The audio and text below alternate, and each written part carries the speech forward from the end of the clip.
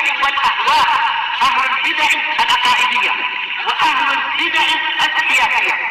أنا أقول بيننا وبينكم السلف، بيننا وبينكم الكتب، كان فيقول البدع بيننا وبينكم. بسم الله الرحمن الرحيم. Alhamdulillah wassalatu wassalamu ala Rasulillah wa ala alihi wa sahbihi wa man walah, ma ba'd. Kita lanjutkan bacaan terhadap kitab Mustalahul Hadis karya Asy-Syaikh Muhammad bin Shalih Al-Utsaimin rahimatullah alaih, yang mana kitab ini berada di akhir-akhir dari pembahasan. Kurang lebihnya 3 lembar lagi selesai. Nah, barakallahu fiik. Insyaallah kita akan mengkaji kitab berikutnya kalau sudah selesai nanti. Sekarang kita akan membaca halaman 77. Halaman 77 disimak baik-baik, barakallahu fiik. Bantahan terhadap orang-orang yang mengkritik Sahih Bukhari dan Sahih Muslim.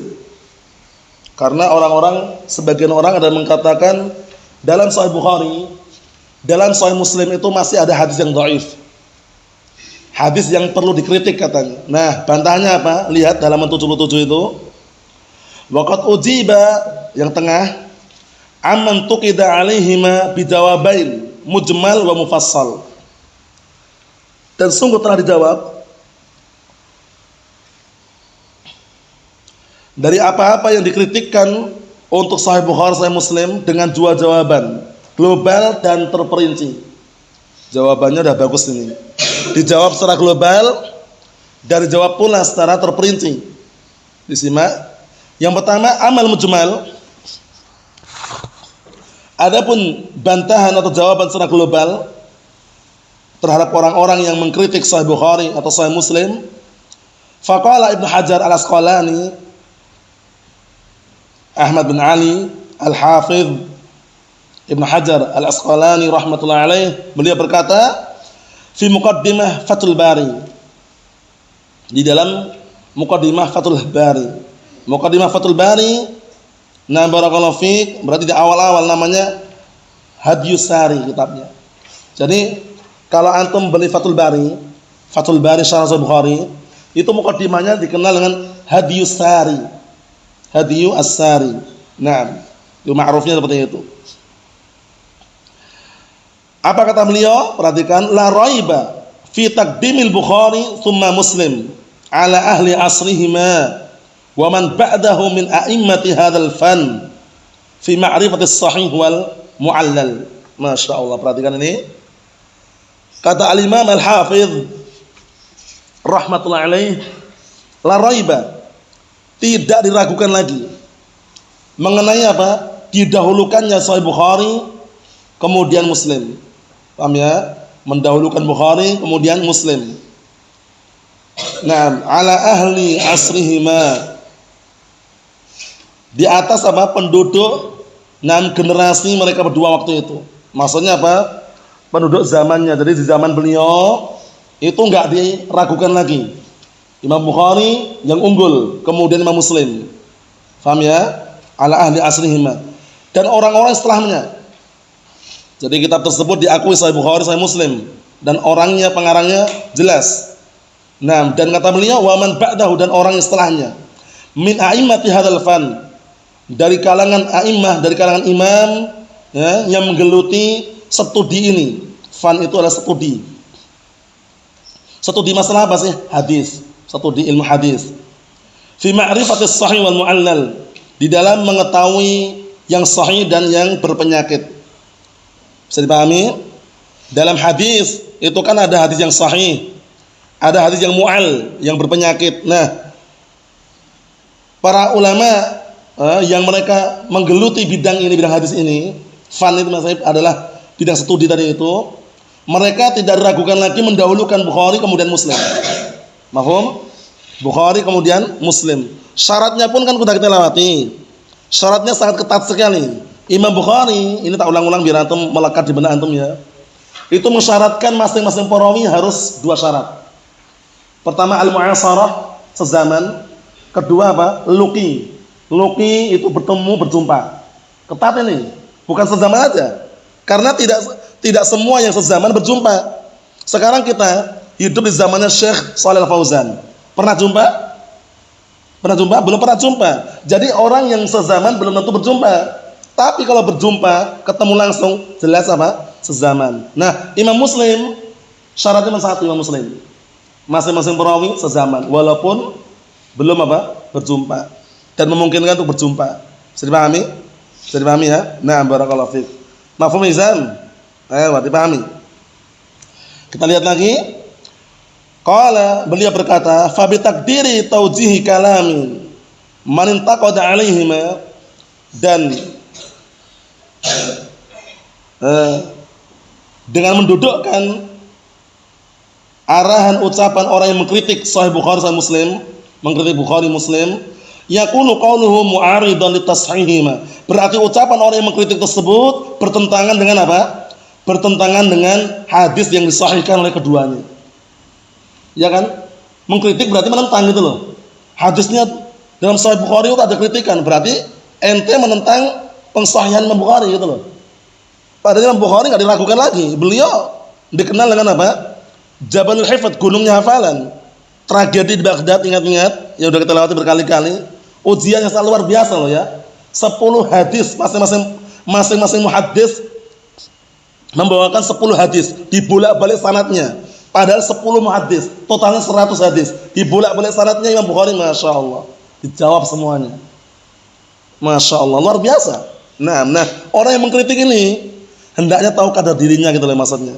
Paham ya? Rahimallahu imra'an man arafa qadra nafsih. Allah Ta'ala merahmati orang yang mengenal atau mengetahui kadar dirinya. Jangan mengkritik Imam Bukhari dalam kondisi ternyata tidak punya apa? Ilmunya, atau hanya sekedar apa? Karena benci atau semisalnya. Wala raiba, lihat ini, dan tidak diragukan lagi fi taqdimihima fi dzalik ala ghairihima. Simak kitabnya ya.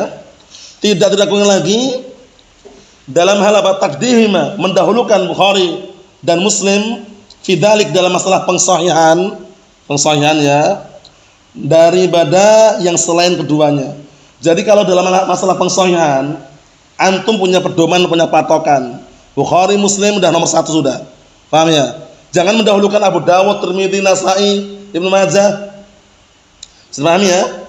Karena kitab yang disusun oleh para ulama sudah kumpulan hadis, dicek lagi, diteliti, ditelaah, ditahqiq, kemudian muncul sahih. Itu biasanya apa, barakallahu fi? Ashabus sunan. Sahih Sunan Abi Dawud, sahih Sunan Ibnu Majah, sahih Sunan Sunan apa? At-Tirmidzi, sahih Sunan An-Nasa'i. Enggak ada sahih Bukhari, enggak ada.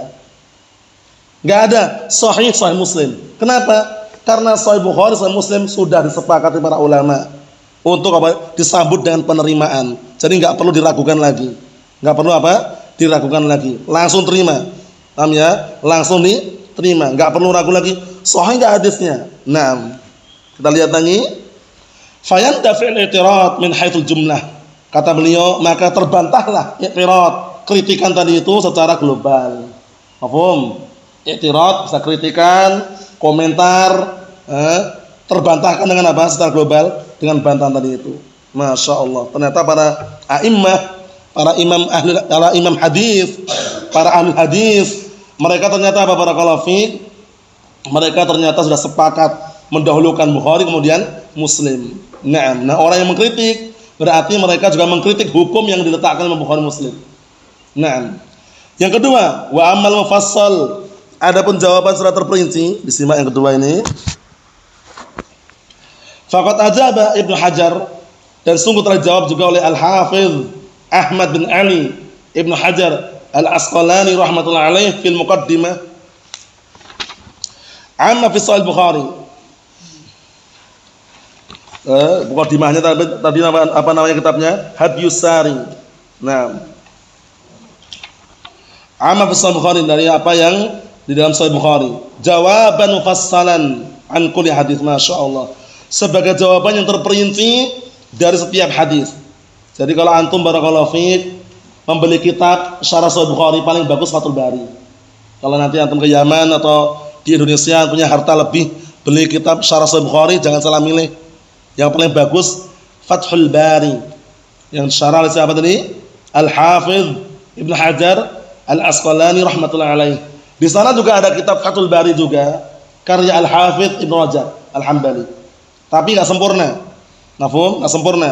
Terus kalau antum mau mencari kitab Syarah Sahih Bukhari Fathul Bari, pilih yang tabaahnya cetakannya Darussalam. Darussalam Saudi. Tebal itu ya. Nah, kemudian cek ada enggak ta'liq sama tahqiq ta'liqnya Syekh Abdul Aziz Ibn Abdullah Baz. Kalau ada bagus. Kenapa kok kita ngarahkan untuk mencari yang ada ta'liqnya Syekh Abdul Aziz Ibn Abdullah Baz? Karena Al-Hafidz itu ternyata beliau juga tergelincir dalam masalah apa? Asma wa sifat. Mafhum? Sehingga kalau antum beli Fathul Bari yang cetakan tadi itu, nanti Syekh Abdul Aziz Ibn Baz mengkritik di situ. Paham ya? Akhta' Hafidz atau barakallahu fiik sebutkan situ keliru dalam masalah ini. Bisa dipahami ya? Nah, jangan sampai salah cetak. Kalau Mesir, cetakan Mesir, pertama mudah rusak, kedua murah harganya, ketiga biasanya ada beberapa poin yang sakot tuh hilang cetakannya. Bisa dipahami? Jadi kalau untuk mencari kitab ya upayakan kalau punya uang lebih yang cetakan Saudi. Paham ya? Kalau belum punya uang, belum punya uang barakallahu fiik fotokopi enggak masalah, tapi cetakan Saudi. Paham ya? Nah, ya modelnya kan kuat-kuat cetakan Saudi ya. Contohnya ini Afan ya. Ini cetakan Saudi, ini juga cetakan Saudi. Nah, bukan karena bermewah-mewahan, cuman kualitasnya memang beda gitu loh. Pertama, jilitannya kuat. Kedua, harganya pun miring. Paham ya? Ketiga, jarang sekali dijumpai sakot. Cetakannya sempurna, persis apa yang disampaikan oleh pengarangnya. Tapi cetakan Mesir itu disebutkan para ulama, cetakan Mesir kadang ada yang sakot, yang hilang cetakannya, yang hilang apa tulisannya, kemudian pun tidak kuat jilitannya atau semisalnya. Ini sekedar apa? Selingan. Syahidnya barakallahu fi, kalau antum ingin melihat bantahan orang-orang yang mengkritik Sahih Bukhari secara terperinci, dilihat dalam Syarah Sahih Bukhari. Muqaddimah Syarah Sahih Bukhari yang disampaikan oleh Al-Hafidz Ibnu Hajar. Kita lihat, wa allafa ar-Rasyid Al-Attar kitaban fil jawab amma untuqida ala Muslim hadisan, Masya Allah. Dan juga Ar-Rasyid Al-Attar itu mengarang suatu karya artikel kitab menjawab apa yang dikritikkan kepada Sahih Muslim atau kepada Imam Muslim, hadisan per hadis. Paham ya? Hadis demi hadis dibantah itu. Wa qala al-Iraqi fi Syarah Alfiyah, berkata al-Imam al-Iraqi dalam Syarah Alfiyah, beliau al-Iraqi ini punya Syarah Alfiyah bukan Alfiyah Malik, bukan ya, Alfiyah dalam ilmu hadis ini. Fil mustalah, dalam ilmu mustalah. Innahu qad afrada kitaban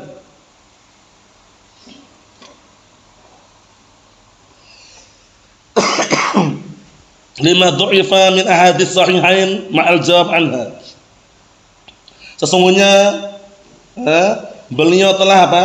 Afrada, telah mengeluarkan sendirian. Afrada itu mendirikan apa? Beliau telah menyendirikan dengan suatu kitab terhadap apa yang telah didhaifkan, dilemahkan dari hadis dari sahihain. Bersamaan jawabannya. Siapa beliau ini maksudnya? Perhatikan. Nah, Ar-Rasyid Al-Attar itu. Ar-Rasyid Al-Attar. Nah, faman arada ziyadah fi dzalik falyaqif alaih fa fihi fawaid wa muhimmat. Barang siapa yang ingin tambahan faedah, maka hendaknya dia berhenti membaca kitab tersebut. Di dalamnya ada faedah-faedah dan perkara-perkara penting. Syahidnya barakallahu fiik, ternyata kritikan-kritikan tersebut sudah ada bantahannya. Terus bagaimana kesimpulannya? Kesimpulannya tidak perlu ragu lagi. Antum gunakan, antum manfaatkan, antum ambil faedah itu. Paham ya? Antum gunakan, antum manfaatkan, ambil faedahnya, baik Sahih Bukhari atau Sahih Muslim. Naam, Allahu musta'an. Jadi kita selesaikan Sahih Bukhari dan Sahih Muslim ya. Nah, kita ambil satu. Nah, berikutnya Ashabus Sunan. Ashabus Sunan. Nah, Ashabus Sunan. Pertama Sunan An-Nasa'i. Sunan An-Nasa'i, nah barakallahu fiik, beliau namanya adalah Ahmad bin Shu'aib bin Ali An-Nasai, nanti kita lewati. Kunyahnya Abu Abdurrahman. Abu Abdurrahman Ahmad bin Shu'aib An-Nasai. Kita lihat apa yang disebutkan oleh Syekh Muhammad bin Saleh Al-Utsaimin rahmatullahi alaih. Allaf An-Nasai rahimahullah, disimak kitabnya ya. Kitabahu As-Sunan Al-Kubra wa dhammanahu As-Sahihah wal Ma'lul. Lihat ini. Al-Imam An-Nasai beliau mengarang kitabnya yang dikenal dengan As-Sunan Al-Kubra, karena As-Sunan ada dua, Sunan Kubra sama Sughra. Sunan Kubra, dan beliau menggabungkan dhammanahu, menggabungkan di situ yang sahih dan yang berpenyakit. Berarti orang itu kan kasih khawatirnya bingung nanti kalau ada yang sahih dan yang berpenyakit. Nah, dalam Sunan Kubra masih dijatuhkan. Dalam Sunan Kubra masih dijadikan satu, ada yang dhaif, ada yang sahih. Summa ikhtasarahu fi kitab, kemudian beliau meringkasnya, ikhtasaru meringkasnya. Kemudian beliau meringkasnya di dalam kitab beliau As-Sunan Al-Sughra. Perhatikan, yang campuran namanya Sunan apa? Kubra. Beliau meringkasnya menjadi Sunan As-Sughra. Simak ya. Wasammahu Al-Mujtaba, ini kitabnya. Dan beliau menamakan dengan kitab apa? Al-Mujtaba. Al-Mujtaba itu kitab ringkasan dari Sunan Kubra. Bisa dipahami ya? Nah, jama' fi as-sahih indah. Masya Allah, beda sekarang dah ya. Di dalam Sunan Sughra tersebut, di dalam kitab Al-Mujtaba itu beliau mengumpulkan di dalamnya yang sahih-sahih saja menurut beliau. Ucapan as-sahih indah ini penting ya, karena mungkin menurut beliau sahih tapi menurut yang lain dhaif. Bisa dipahami? Nah, jadi kalau antum misalkan kebingungan, kesulitan dalam menghukumi suatu hadis, para ulama bersilang pendapat. Kalau antum melihat itu adalah sahih menurut antum, bilang hadis hadis sahih indi. Paham ya? Ini hadisnya sahih menurutku. Bisa jadi menurut orang lain dhaif. Bisa dipahami ya? Nah, jangan bilang hadis hadisun sahih. Ini adalah hadis yang sahih, padahal barakallahu fi dhaif misalkan. Nah, ini bagus sekali. Wa wal maqsudu bima yunsab ila riwayatin Nasa'i min hadis. Masya Allah. Dan itulah yang diinginkan, perhatikan ya, yang diinginkan dengan apa yang dinisbahkan kepada riwayat Nasa'i dari hadis yang ada. Jadi kalau antum ingin ngecek rawahun Nasa'i fi Sunan, itu berarti Sunan Sughra ini, Al-Mujtaba ini. Karena apa? Karena itu sudah dipilihkan. Bisa dipahami ya? Sahih kalau Imam Nasa'i misalkan dalam Sunan Sughra, berarti Al-Mujtaba ini. Simak, perhatikan. Wal Mujtaba aqallus sunan hadisan dha'ifan. Masya Allah. Dan Mujtaba itu adalah kitab sunan yang paling sedikit hadis dhaifnya. Renungi baik-baik. Sunan yang ma'ruf ada berapa? Yang ma'ruf yang dikenal ashabus sunan ada berapa? 4. Sunan Abi Dawud, Sunan Ibn Majah, Sunan An-Nasa'i, Sunan Tirmidzi. Walaupun ada Sunan Al-Baihaqi. Paham? Tapi ma'rufnya 4 ini. Nah, dari kitab-kitab sunan itu yang paling sedikit hadis dhaifnya ini Sunan An-Nasa'i. Bisa dipahami? Antum lihat itu. Aqallus sunan hadisan dhaifan. Kitab sunan yang paling sedikit hadis dhaifnya. Disimak itu ya. Wa rajulan majruhan, dan kitab sunan yang paling sedikit perawi yang dijarah.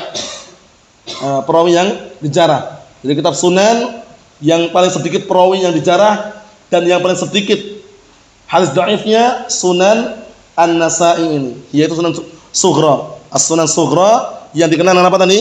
Al-Mujtaba. Dikenal dengan kitabnya Al-Mujtaba kitabnya. Perhatikan ya. Nah, kita lihat sini.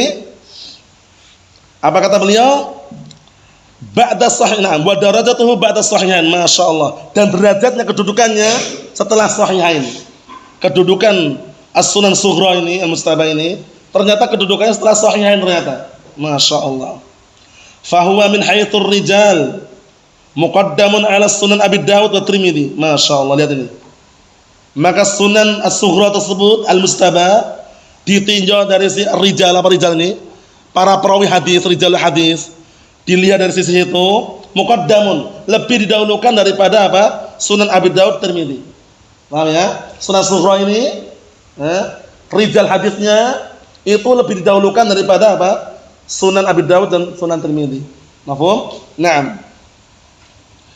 Li syiddati taharri muallifihi fir rijal, masyaallah. Dikarenakan barakallahu fik sangat kuatnya pengarang kitab sunan tersebut, tahari, sangat kuatnya sikap kehati-hatian. Tahari itu berhati-hati, teliti berhati-hati. Karena sangat kuatnya kehati-hatian beliau, itu pengarang dari itu dalam masalah apa? Rijal. Enggak sembarangan beliau masukkannya. Benar-benar tahari, memilih. Paham ya? Sangat-sangat beliau sangat memilih, berhati-hati. Bisa dipahami insyaallah ya? Memilih enggak sembarangan. Yang dimasukkan enggak sembarangan rijal. Qala al-Hafidz Ibnu Hajar rahimahullah, berkata al-Hafidz Ibnu Hajar rahimahullah, kam disimak itu, kam min rajulin akhraja lahu Abu Dawud wa Tirmidzi tajannaban Nasa'i, lihat ini ikhraj hadisnya. Betapa banyak seorang perawi yang Abu Dawud dan Tirmidzi mengeluarkan di dalam sunannya, tapi Imam Nasa'i tajannab, apa tajannab? Menjauhi. Beliau enggak ngambil itu maksudnya. Karena beliau berhati-hati. Paham ya? Nah, beliau tajannab, menjauhi ikhraj hadisnya. Menjauhi untuk apa? Tidak untuk apa? Menjauhi untuk mengeluarkan hadisnya. Karena enggak sembarangan. Imam Abu Dawud, Imam Tirmidzi mengeluarkan menyebutkan seorang perawi dalam apa? Sunannya. Tapi Imam Nasa'i menjauh dalam artian tidak mengeluarkan dalam sunannya. Karena beliau berhati-hati. Bal tajannaba ikhraj hadis jamaah fi sahihain. Bahkan beliau sendiri Imam Nasa'i ini tajannab, sangat menjauh dan berhati-hati untuk mengeluarkan apa? Hadis barakallahu fik sekelompok jamaah di dalam sahihain. Maksudnya saking berhati-hatinya beliau tuh rijalnya itu dikenal apa? Lebih kuat itu, didahulukan daripada rijal yang Sunan Abi Dawud dan juga Sunan Tirmidzi. Wa bil jumlati fa syartun Nasa'i fil Mujtabah huwa aqwas syurut ba'da sahihain. Masyaallah, lihat ini. Secara global syarat Imam Nasa'i di dalam Mujtabah. Mujtabah tadi apa istilahnya? Sunan Sughra ya. Diperhatikan ya. Secara global syarat Imam Nasa'i di dalam Mujtabah. Mujtabah itu Sunan Sughra, ringkasan dari Sunan Kubra. Itu adalah syarat yang paling kuat. Syarat yang paling kuat setelah sahihain. Setelah sahihain, setelah apa berarti? Sahih Bukhari, Sahih Muslim. Ternyata Imam Nasa'i masyaallah luar biasa. Nah, kita baca sekarang biografi beliau ringkas itu kita selesaikan. An-Nasa'i, siapa itu? Digaris, dihafalkan, diingat-ingat, dimasukkan dalam memori antum. Huwa Abu Abdurrahman Ahmad bin Shu'aib bin Ali An-Nasa'i, digaris itu. Imam Nasa'i kunyahnya Abu Abdurrahman, namanya Ahmad bin Shu'aib. Ahmad bin Shu'aib bin Ali An-Nasa'i, digaris, dihafalkan, dimasukkan dalam memori antum. Kata beliau, wa yuqal An-Nasawi. Ada yang mengatakan An-Nasawi. Nah, An-Nasa'i, An-Nasawi. Nisbah ila nisbah kepada negeri atau kota atau tempat namanya Nasa. Baldatun masyhuratun bi Khurasan. Suatu negeri yang ma'ruf, masyhur, terkenal di Khurasan. Mafhum? Nah, jadi ada yang mengatakan Nasawi, tapi ada yang mengatakan An-Nasa'i, masyhurnya An-Nasa'i. Bisa dipahami ya? Nah, perhatikan berikutnya. Untuk nama dan kunyah dikondisikan ya. Nama dan kunyah dikondisikan. Abu Abdurrahman Ahmad bin Shu'aib An-Nasa'i. Wulida sanata, beliau dilahirkan pada tahun 215 Hijriah fi Nasa, di tempat namanya Nasa ini. Sumartahala fi talabil hadis, kemudian beliau rehlah pergi jauh mencari hadis. Masya Allah. Wa sami'a min ahli Hijaz wa Khurasan wa Syam wal Jazirah wa ghairihim. Masya Allah. Beliau mendengar hadis dari penduduk Hijaz, penduduk Khurasan, penduduk Syam dan penduduk Jazirah dan selainnya. Wa aqama bi Mesir tawilan, lihat ini. Beliau tinggal lama di Mesir, artinya gitu. Wa aqama bi Mesir tawilan itu maksudnya beliau tinggal lama di Mesir. Bisa dipahami ya? Jadi beliau tinggal mukim lama di Mesir. Wa antasharat musannafatuhu fiha, dan karya-karya beliau, musannafat karya dan karya-karya beliau tersebar luas fiha, di kota, di negara Mesir tersebut. Setelah itu kemana beliau? Sumartahala ila Dimashq, kemudian rehlah ke Damaskus. Paham ya? Nah, barakallahu fiik. fa hasalat lahu fiha mihnah. Di sana beliau dapat ujian, dapat cobaan, wa tuwfiya sanah, dan beliau meninggal pada tahun 303 Hijriah. Fi Ramlah fi Palestina, yaitu ketika perjalanan ke Palestina, an samanin wa samanin sana. Usia beliau waktu itu dikasih angka itu ya. Usia beliau waktu itu ketika meninggal dunia, usia beliau 88 tahun. Samanin wa samanin, 88 tahun, Masya Allah. Rehlah pergi mencari ilmu ya. Nah, waqad khalafa musannafatin katsirah, dan sungguh beliau meninggalkan karya tulis atau artikel yang banyak. Fil hadis, seputar ilmu hadis, wal ilal, dan seputar apa? Ilal itu ilmu seputar apa? Penyakit-penyakit hadis. Farahimahullah wa jazahu 'anil muslimina khaira. Maka semoga Allah telah merahmati beliau dan membalasnya beliau atas kebaikan beliau terhadap kaum muslimin dengan kebaikan. Wallahu a'lam bissawab. Alhamdulillah.